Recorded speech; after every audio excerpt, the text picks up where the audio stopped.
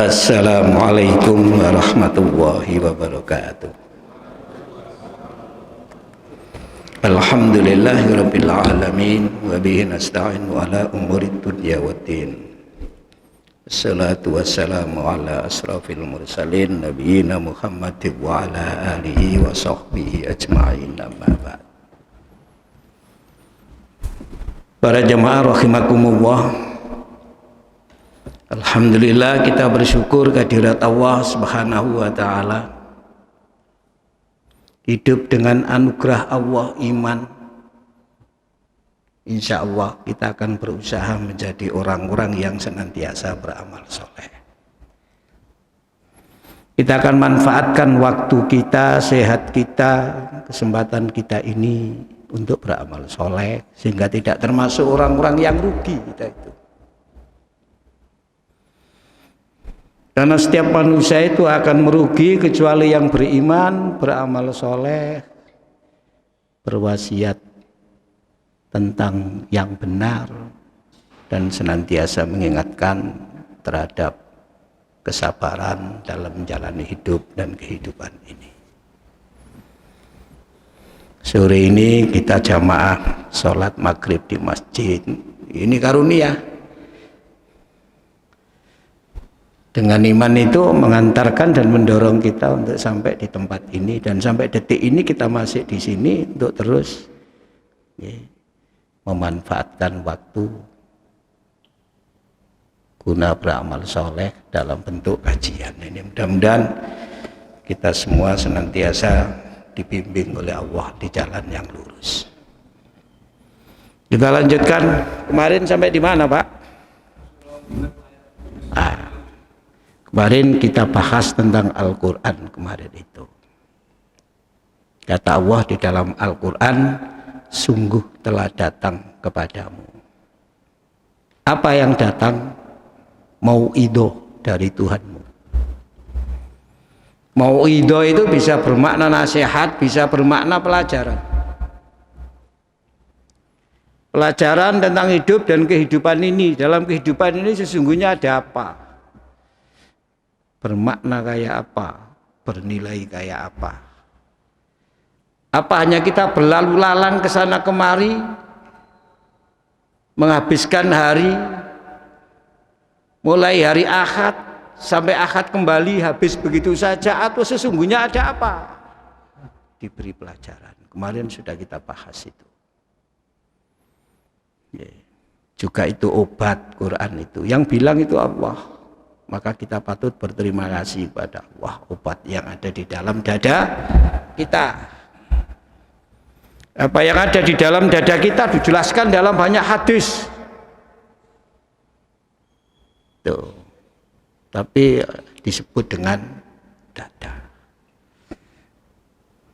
Maka dulu pernah kita sampaikan, hati itu menurut para ahli ilmu tasawuf, ya, berlapis-lapis. Lapis yang paling awal namanya kalbun,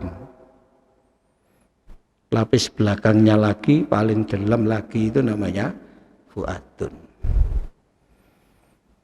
Ada yang kemudian menambah lapis berikutnya namanya sodrun, dan lapis yang paling dalam sekali itu namanya sirrun. Kalau kalbun itu ya masih bisa bolak-balik. Kalau sudah sirrun itu sering dimaknai dengan hati kecil. Itu tidak bisa bohong itu. Di situ fitrah yang diberikan oleh Allah bagi manusia itu bersemayam. Misalnya manusia itu punya fitrah bertuhan, itu di situ letaknya. Tidak bisa dibohongi, setiap manusia ada itu. Tinggal fitrah itu terwujud dalam sikap, dalam perilaku, atau tidak. Setiap manusia itu punya fitrah beragama, makanya agama itu sejalan dengan fitrah. Sehingga salah satu makna fitrah itu adalah agama. Kembali kepada fitrah itu maknanya kembali kepada agama. Agama yang lurus ini, agama yang hanif. Wah, itu Tuh. Jadi fitrah itu antara lain seperti itu maknanya itu. Nah itu ada obatnya itu.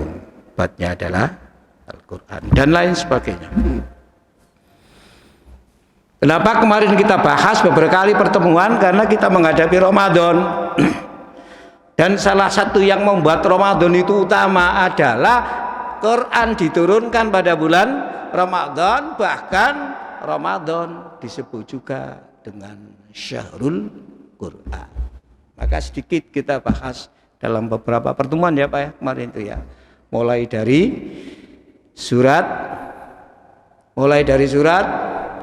Ali Imran 164, surat Al-Hasyr itu ya ayat 21, lalu ditambah surat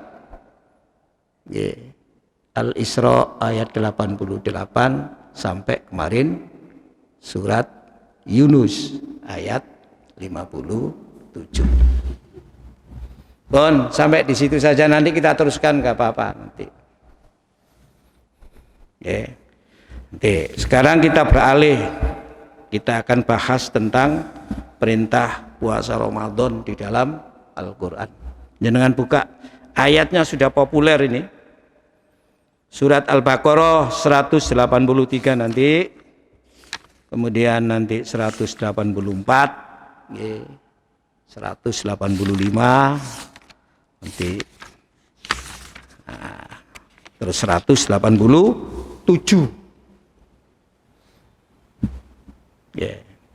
Ya nanti sak marine ndak harus selesai semua. Sampun Pak dibuka. Sampun nggih. A'udzu billahi minasyaitonir rajim. Bismillahirrahmanirrahim. Ya ayyuhalladzina amanu kutiba alaikumusyamu kama kutiba alal ladzina min qablikum la'allakum tattaqun. Monggo terjemahkan Pak. Hai orang-orang yang beriman, diwajibkan atas kamu berpuasa sebagaimana diwajibkan atas orang-orang sebelum kamu agar kamu bertakwa. Nah, ayatnya pendek. Itu ayat perintah puasa di bulan Ramadan. Ya ayyuhalladzina amanu, wahai orang-orang yang beriman. Biasanya orang beriman itu kalau disuruh oleh Allah menggunakan kalimat ya ayyuha, itu karena penting. Penting Pak, perlu diperhatikan betul. Bukan ya, tidak hanya begitu. Artinya sama dengan ya, sama artinya. Dulu sudah pernah kita bahas ya ayyuhal kafirun, karena yang datang kepada Nabi yang kemudian disebut dengan orang kafir itu orang-orang yang penting di kelompok orang-orang kafir itu,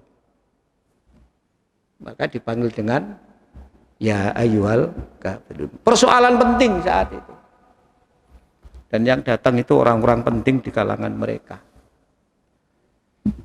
sehingga oleh Allah disuruh memanggil Rasulullah itu dengan kalimat ya ayyuhal. Ini juga begitu, ya ayyuhalladzina amanu, wahai orang-orang yang beriman. Ya kita ini beriman. Ya. Dan selain kita yang beriman, pokoknya semua orang yang beriman. Iman itu percaya dengan sepenuh hati. Percaya kepada apa? Percaya kepada rukun iman. Maka rukun itu sesuatu yang harus ada, iman itu percaya, rukun iman sesuatu yang harus dipercayai dengan sepenuh hati. Tidak boleh ragu, tidak boleh bimbang. Ya kita ini disebutkan secara berurutan apa yang harus dipercayai, yang kemudian disebut rukun iman baik dalam Quran maupun dalam hadis. Misalnya di surat An-Nisa 160, jangan lihat Pak, 136 bukan 160. Disebutkan di dalam Al-Quran. Sehingga kemudian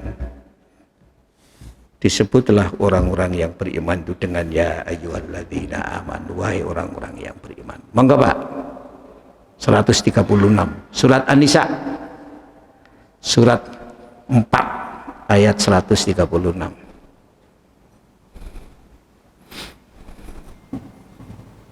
Wahai orang-orang yang beriman, tetaplah beriman kepada Allah dan Rasul-Nya, dan kepada kitab yang Allah turunkan kepada Rasul-Nya, serta kitab yang Allah turunkan sebelumnya.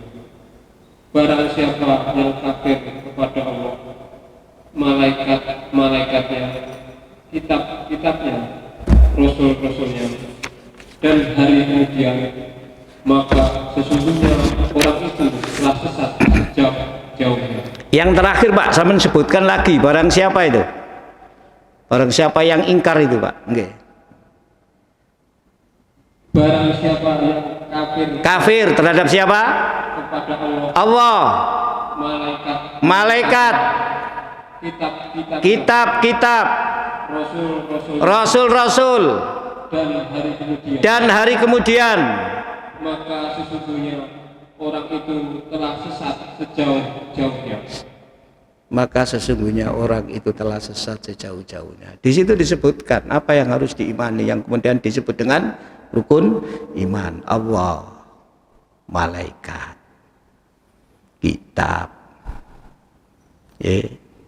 rasul, hari akhir. Takdir nggak disebut di situ. Sudah sering kita sampaikan, takdir itu disebut di dalam hadis.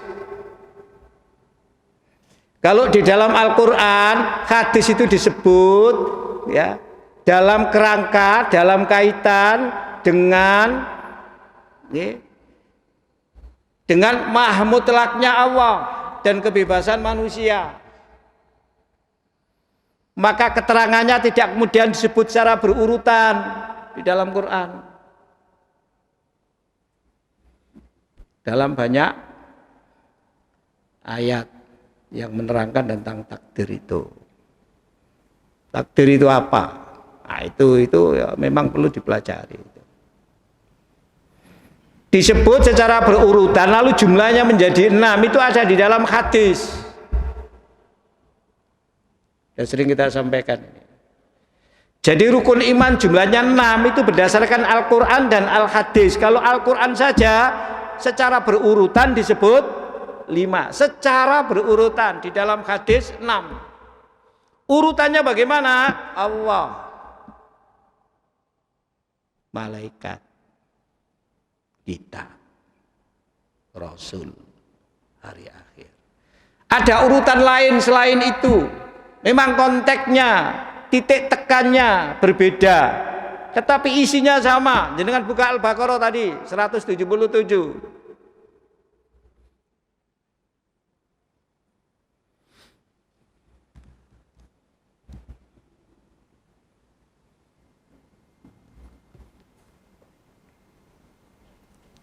Bukanlah kebajikan itu. Bukanlah menghadapkan wajahmu ke arah timur dan barat itu suatu kebajikan. Akan tetapi sesungguhnya kebajikan itu ialah beriman kepada Allah, hari kemudian malaikat, kitab, nabi, dan memberikan harta. Sampai di situ Pak. Rukun iman juga disebut 5, jumlahnya di situ. Cuma urutannya berbeda dengan surat An-Nisa 136. Mengapa berbeda? Nah, itu ada titik tekan yang diterangkan di dalam masing-masing ayat. Ada konteks. 136 sudah kita bahas, sudah lama itu yang 136 itu. Sudah lama itu. Bahkan di situ bukan orang yang tidak beriman, Orang yang sudah beriman diperintah lebih beriman. Jangan sampai kafir terhadap Allah, terhadap malaikat, terhadap kitab, terhadap rasul, terhadap hari akhir. Jangan sampai kafir. Kafir itu menutup, hatinya tertutup, tidak percaya. Jangan sampai, karena iman itu bisa naik turun, bisa tebal, bisa tipis. Momentum Ramadan itu sangat bernilai bagi orang-orang beriman, sangat penting, dan memang disediakan oleh Allah bagi orang beriman. Maka ada serangkaian ibadah-ibadah yang perlu kita pahami di bulan itu, dan juga kita perlu paham mengapa ibadah itu diperintahkan di bulan itu dengan perintah yang begitu ditekankan. Kepentingannya bukan untuk Allah, untuk kita. Kepentingannya untuk kita itu, Pak. Itu iman, Pak, ya itu ya. Maka insya Allah kita sudah mengertilah apa yang disebut iman kepada Allah, atau apa yang dimaksud beriman kepada Allah, apa yang dimaksud dengan beriman kepada malaikat, apa yang dimaksud beriman kepada kitab, apa yang dimaksud beriman kepada Rasul, apa yang dimaksud beriman kepada hari akhir. Dan kemarin sudah kita sampaikan, hari akhir itu apa? Bahkan terhadap hari akhir bukan sekedar kita itu iman, tapi juga yakin. Apa bedanya iman dengan yakin? Tidak beda. Yakin itu iman yang tidak ada ragunya, itu namanya yakin. Tuh. Hari akhir itu belum ada, cuma diberi informasi saja. Namanya apa? Sam'iyat. Kita dengar saja, nggak ada yang bisa memberi penjelasan karena pengalamannya berada di hari akhir. Hari akhir aja belum, tapi kita diperintah untuk percaya itu oleh agama ini, oleh Al-Quran. Maka kita harus merespon sampai pada tingkat yakin. Kalau tidak yakin, nanti ya akan akan merugikan kita. Orang yang tidak yakin dengan akhirat itu sembrono di dunia ini, kayak apa yang dilakukan tidak kembali kepada dirinya besok. Tidak hati-hati.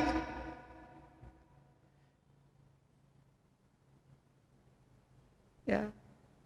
Manusia akan mengira apa yang dilakukan kalau sudah selesai di dunia, selesailah.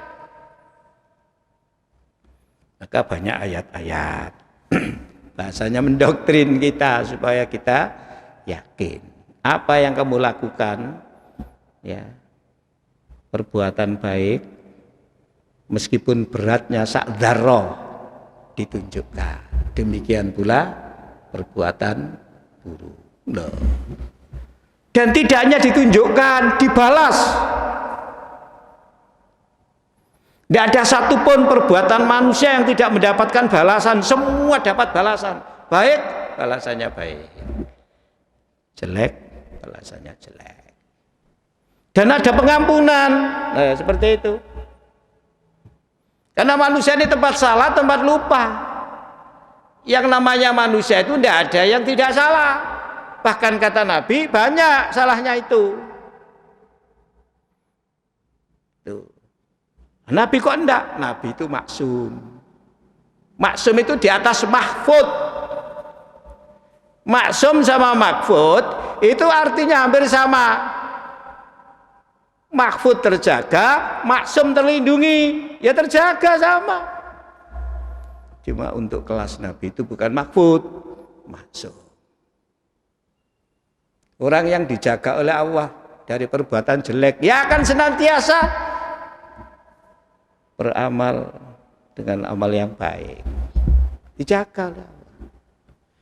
Kita kan selalu minta penjagaan dari Allah agar kita ini bisa terhindar dari perbuatan-perbuatan maksiat. Dan itu kemarin sudah, ya, bagaimana yang dimaksud iman kepada Allah, iman kepada malaikat. Ya. Tidak sedikit ketika ditanya apa yang dimaksud iman kepada Allah, percaya bahwa Allah itu ada, itu belum selesai sampai di situ. Dalam ilmu tauhid lalu disebutkan percaya kepada Allah, bahwa Allah itu ada, adanya Allah itu esa, dan Allah itu memiliki sifat kesempurnaan. Nanti kalau dijelaskan 3 kalimat itu utuh nanti. Oh, ini loh beriman pada Allah. Allah itu ada, adanya Allah itu kayak apa dijelaskan. Kalau jelas, tidak akan kemudian mengatakan, wong saya itu loh tidak pernah melihat, mata saya nggak pernah melihat, ke Allah itu ada, nggak akan mengatakan seperti itu. Boten. Nggih. Makanya syahadat itu pakai asyhadu. Pakai asyhadu. Asyhadu itu menyaksikan, tapi bukan dengan mata. Bukan dengan mata. Ya, Ramadan itu juga menggunakan kalimat faman syahida minkumus syahra falyasumhu. Siapa yang hadir menyaksikan bulan Ramadan, tapi boleh jadi tidak dengan mata. Maka sekarang berkembang namanya ilmu hisab, kan begitu kan? Ya, berkembang. Itu tidak dengan mata itu, tapi dengan apa? Ilmu, melihatnya dengan ilmu. Nah, Allah itu juga begitu, nggak bisa dilihat dengan mata. Maka pernah saya sampaikan di YouTube itu pernah ada, tidak tahu yang ceramah itu orang apa, tapi mengatakan begini, umat Islam itu bohong. Mereka mengatakan saya bersaksi bahwa tidak ada Tuhan selain Allah. Kapan pernah menyaksikan? Ya Pak coba. Dianggap bersaksi itu seperti orang bersaksi dalam persoalan dunia. Ia hadir, ia melihat, ia mengerti apa yang terjadi, lalu bisa bercerita. Dianggap kayak seperti itu. Nah, inilah pentingnya kita mengerti apa yang dimaksud iman pada Allah. Seperti itu. Hari akhir kemarin sudah kita sampaikan. Hari akhir itu terdiri dari 2 kata, hari dan akhir. Hari itu dino. Dino itu diberi lambang. Ya, sehingga bisa disebut dalam perjalanan waktu ini. 1 namanya Ahad. Ahad itu 1. Nggih. Saiki dadi Minggu, ngoten lho. Saiki dadi apa? Minggu. Sampeyan kalau melihat kalender tahun 60-an ya Ahad. Masih Ahad itu. Hari Ahad. Itu 1. Isnain itu artinya apa? 2. Sampai Sabtu. Itu hari. Berganti lagi Ahad. Terus berputar. Itu hari. Di dalam perputaran yang diberi nama Ahad, Isnin, ini ada kehidupan dan dijalani oleh makhluk Allah, termasuk manusia. Disitulah kehidupan manusia itu ya Ahad, Senin, Selasa itu. Nanti hari itu akan berakhir pada salah satu hari, yaitu hari Jumat. Kalau Jumat sebagai hari yang terakhir, Sabtunya sudah nggak ada.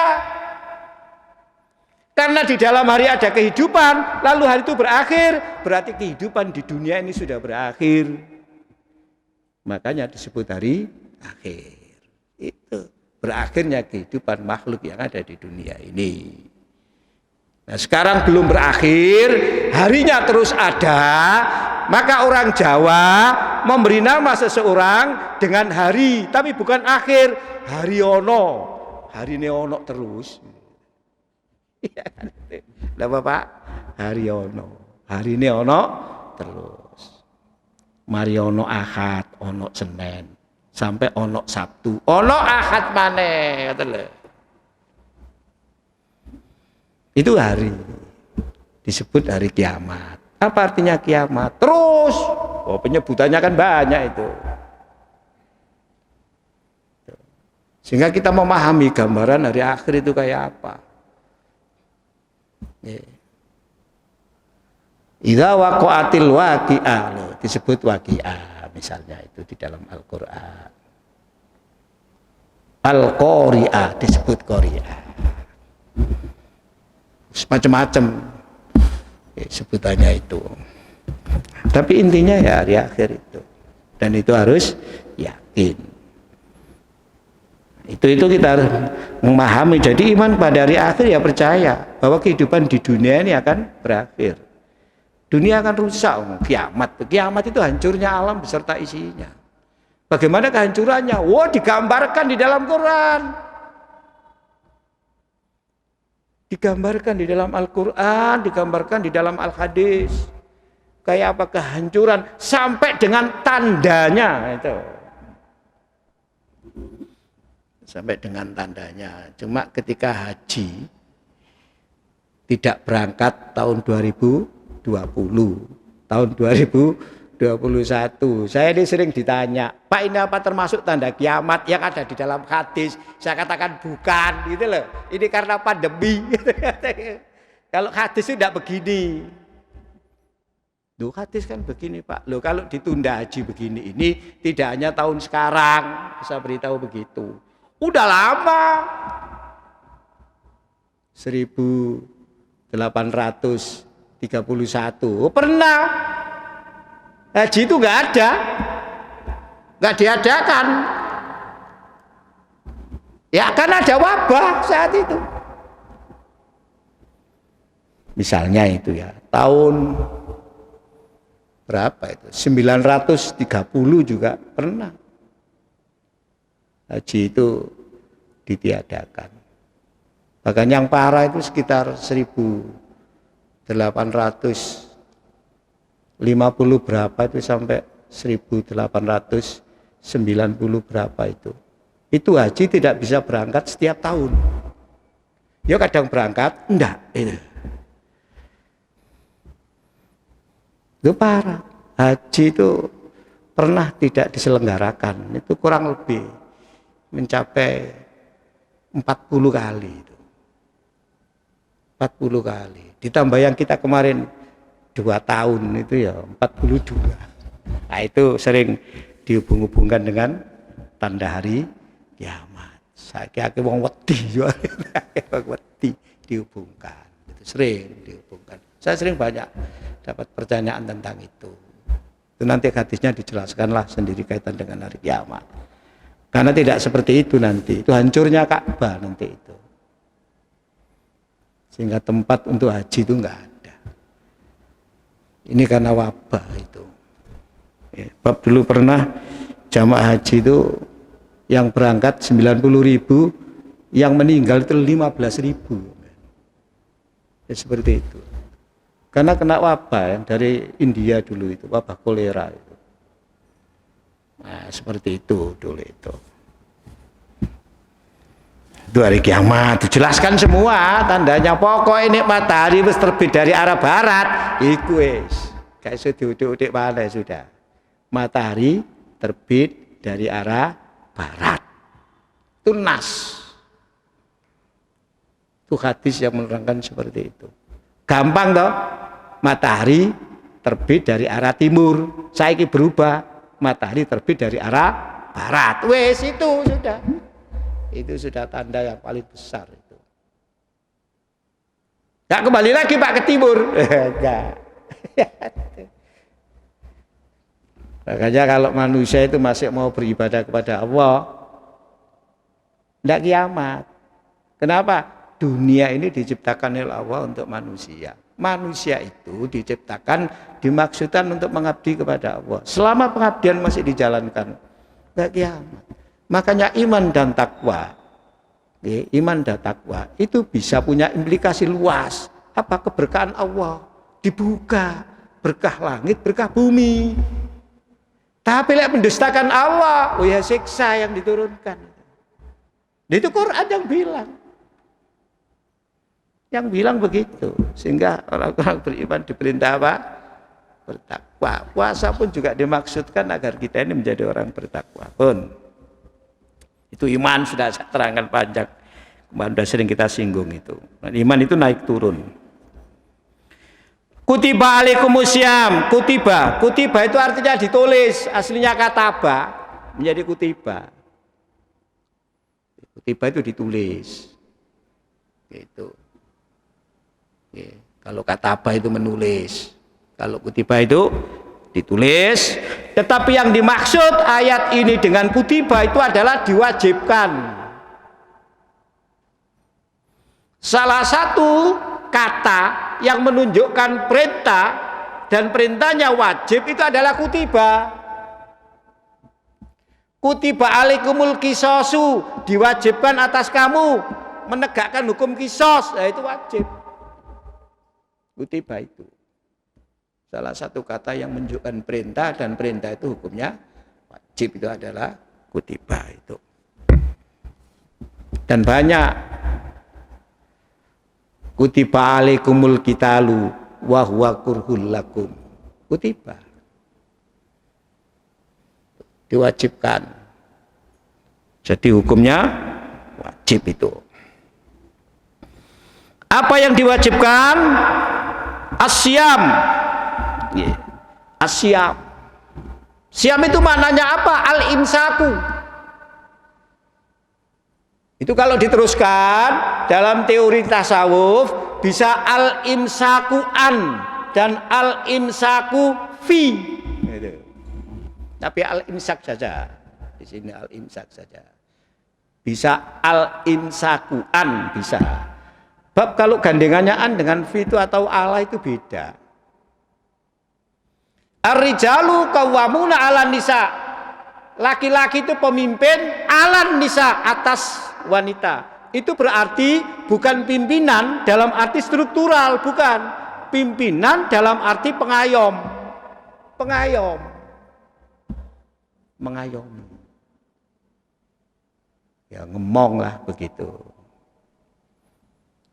Dan tapi kalau ar-rijalu qawwamuna fin nisa, baru struktural. Iki pimpinan. Semuanya anak buah. Nah itu beda kata-kata yang kadang mengikuti ya kata sebelumnya itu bisa makna beda. Roghobun iku seneng.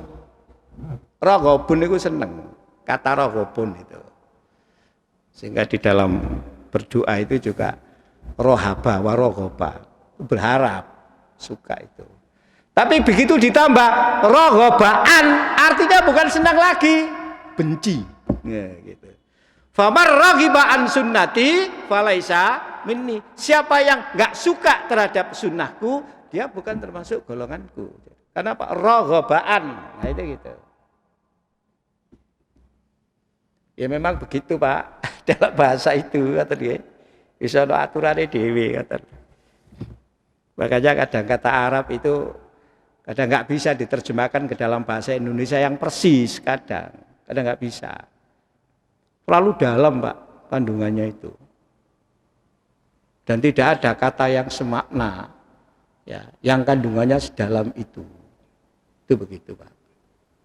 Dulu pernah kita sampaikan loh, kata kawin dengan nikah itu loh Pak. Kata nikah itu khusus untuk manusia. Kalau selain manusia itu menggunakan kata jodoh. Jodoh Pak. Jadi bukan nikah, tapi apa? Jodoh. Jodoh itu zawaja itu. Jodoh itu pasangan. Pasangan. Nah, nikah itu punya makna sendiri. Karena itu kata ini digunakan khusus untuk manusia. Tapi kawin itu umum Pak, manusia ya kawin, tumbuh-tumbuhan ya kawin, binatang ya kawin. Karena Pak yang nggak punya kata yang spesifik untuk manusia. Sing duwe ya bahasa Jawa, nek lanang disebut rabi, orang Jawa. Nek wedok disebut apa Pak? Laki. Niku Jawa Pak, Jawa.